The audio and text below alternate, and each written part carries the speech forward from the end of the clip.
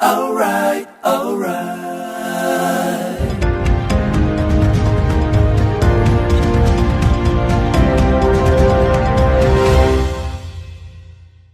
Na you were even supplying drugs to them. Ito po.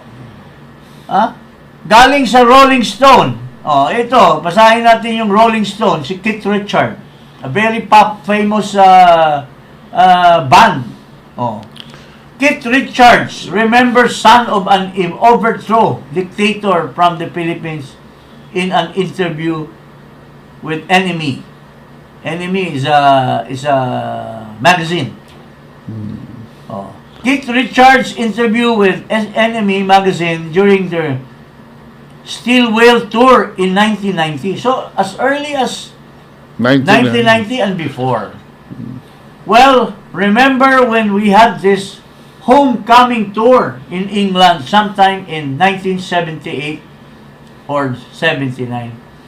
There was this young kid who is the son of a president of the Philippines. Sino pa bang ibang president of the Philippines na mayaman, nag-travel sa Liverpool, sa ibang parte ng England?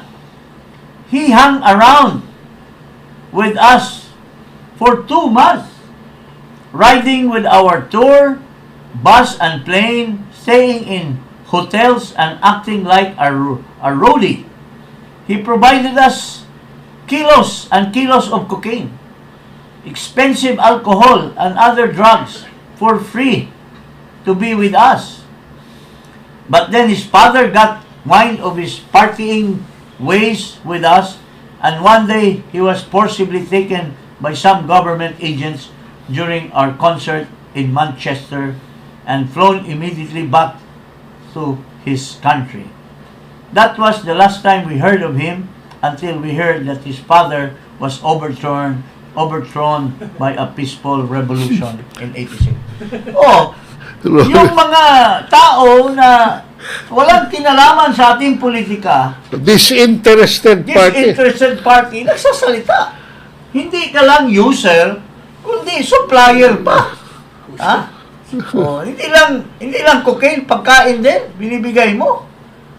Kaninong pera yon? Pera ng gobyerno. Hindi lang ngayon na nilulustay mo ang pera ng bayan by traveling, even